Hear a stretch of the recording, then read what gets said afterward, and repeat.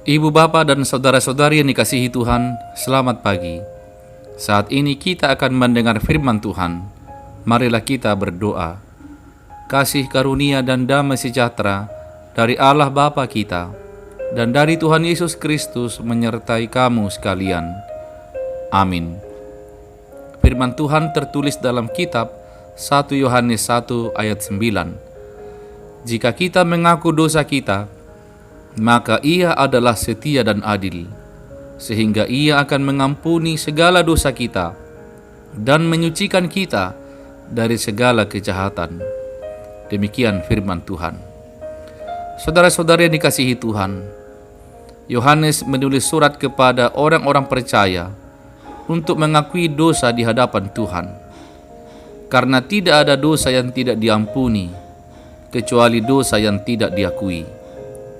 Yohanes percaya bahwa Allah yang disembah dalam nama Tuhan Yesus adalah Allah yang setia dan adil. Allah yang siap mengampuni setiap dosa anak-anaknya yang mengakui dosa-dosanya, membuang dosa-dosa dan menghapuskan kesalahan-kesalahan kita jauh ke tubir-tubir laut. Mika 7 ayat 19. Pada saat kita mengakui dosa kita, maka Tuhan akan mengampuni dan menyucikan kita dari segala kejahatan. Kita kembali dibenarkan dan dilayakkan di hadapan Tuhan. Anugerah dan kasih Tuhan kembali dicurahkan, dan Tuhan tidak lagi mengingat-ingat dosa kita. Saudara-saudari, kita mengetahui bahwa dosa mengakibatkan rusaknya persekutuan dengan Allah dan sesama manusia. Yohanes memaparkan 3 hal yang merusak persekutuan manusia dengan Allah.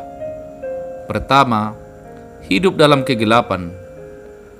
Orang menyatakan dirinya memiliki persekutuan dengan Allah, namun hidup dalam dosa. Kedua, tidak berdosa. Orang menyatakan dirinya memiliki persekutuan dengan Allah, tetapi merasa tidak perlu mengaku dosa kepada Allah. Ketiga, tidak pernah berbuat dosa, merasa bahwa semua perbuatan dosa dianggap bukan dosa. Penyangkalan dosa tidak hanya menipu diri sendiri, tetapi menjadikan Allah sebagai penipu. Penolakan terhadap dosa sama artinya dengan menolak firman Allah yang menyatakan bahwa semua manusia berdosa dan perlu pengampunan dosa oleh darah Yesus. Namun saudara-saudari, kita perlu mengingat satu pasal dari 2 yang diajarkan Tuhan Yesus kepada kita. Dan ampunilah kami akan kesalahan kami, seperti kami juga mengampuni orang yang bersalah kepada kami. Itu artinya, pengampunan itu memang ada syaratnya. Jika kita telah menerima pengampunan Allah, kita harus rela mengampuni. Sebaliknya, jika kita tidak mengampuni, kita juga tidak akan diampuni.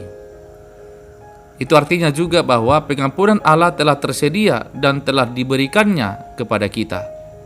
Tetapi kita pun harus mengampuni sesama kita. Saudara-saudari sekalian, pada ayat hari ini kembali kita diingatkan bahwa ketika pengampunan Tuhan itu datang dan tercurah kepada kita, hanya ketika kita mengakui dosa-dosa kita.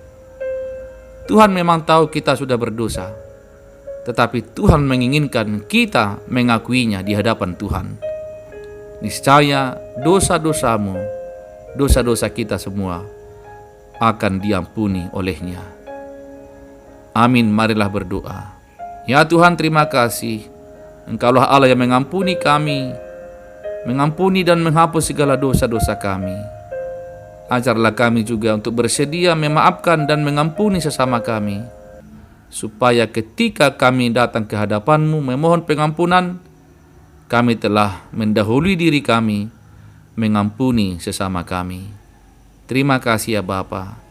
Berkati kami hari ini, keluarga anak-anak kami, dan juga usaha dan pekerjaan kami semuanya. Berkatilah ya Tuhan. Dalam nama Yesus kami berdoa padamu.